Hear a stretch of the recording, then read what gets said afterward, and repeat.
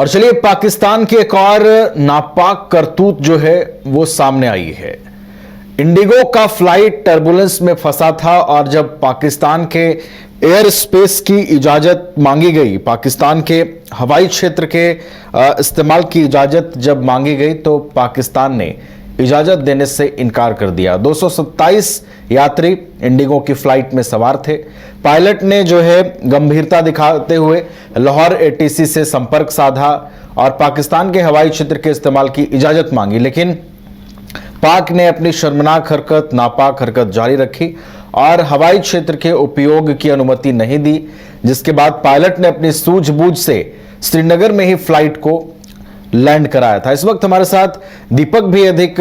तो पाक air space के इस्तेमाल की इजाजत से लाहौर एटीसी के लोगों ने इनकार किया था और एक नापाक हरकत, इसे एक शर्मनाक करतूत कह सकते हैं, जहां 227 यात्रियों को सुरक्षित करने की पूरी जिम्मेदारी जिस पायलट के ऊपर थी, वो पायलट एटीसी से संपर्क साधता है, लाहौर एटीसी से। जब अनुमति नहीं मिलती है उसके बाद श्रीनगर में ही पायलट अपनी सूझबूझ से फ्लाइट को लैंड करते हैं।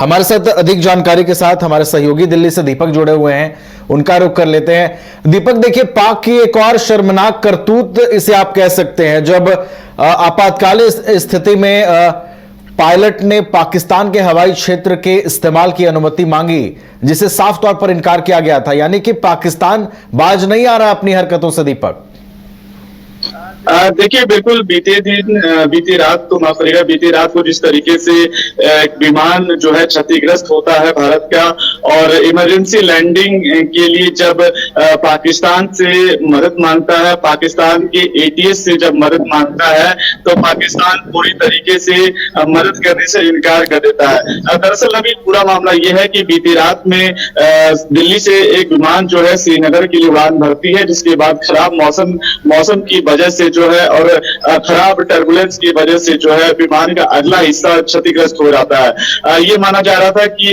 विमान पर कई ओलावृष्टि गिरने के कारण और आकाशीय बिजली गिरने के कारण जो विमान का अगला जो हिस्सा है वो क्षतिग्रस्त हो जाता है, जिसके बाद आनन फानन पे जो पायलट होते हैं वो इमरजेंसी लैंडिंग कराने के लिए आसपास के तमाम एटीएस से जो है वो मदद मांगते हैं, उनके साथ जुड़ने की कोशिश करते हैं। ये मामला जो है उस समय का है जब विमान जो है अमृतसर के ऊपर से गुजर रहा था, जो कि नजदीकी तमाम एटीएस से जो मदद मांगने की बात जो है सामने आती है। और ये सूत्रों के मुताबिक से ये भी खबर निकल के सामने आई कि पायलट ने पाकिस्तान के एटीएस से जो है संपर्क साधने की कोशिश की, लेकिन जैसे ही संपर्क साधा गया उसके बाद पायलट को ये साफ तौर पर जो है पाकिस्तान की तरफ से जो है मना कर दिया गया कि आप हमारे लैंडिंग स्पेस में जो है अपना विमान लैंड नहीं करा सकते हैं।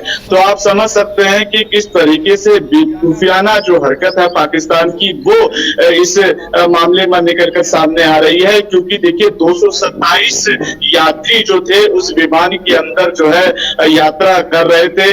अंदर की वीडियो भी हमने अपने दर्शकों तक पहुंचाई है, किस तरीके से भयावह की स्थिति एक अंदर बनी हुई थी। लोग डरे हुए थे, लोग सिर्फ ये चाह रहे थे कि किसी तरह विमान जो है सकुशल पृथ्वी पर लैंड कर जाए, जमीन पर लैंड कर जाए, जिसके बाद जो है वो अपने परिवारों से मिले।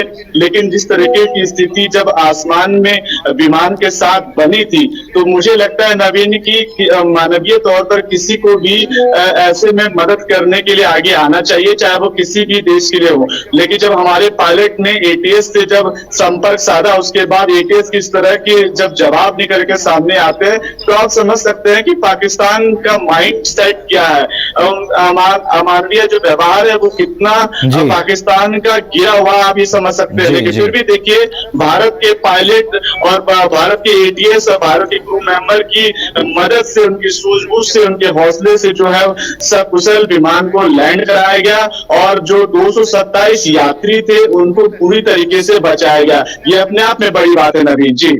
बिल्कुल, ये अपने आप में बड़ी बात है, लेकिन जिस तरीके से अमानवीय चेहरा पाकिस्तान का फिर से दिखा है, जिस तरीके से फिर से शर्मनाक करतूत पाकिस्तान की दिखी है, उसने एक बार फिर से यह स्पष्ट कर दिया है कि यह पाकिस्तान बाज आने वाला नहीं है।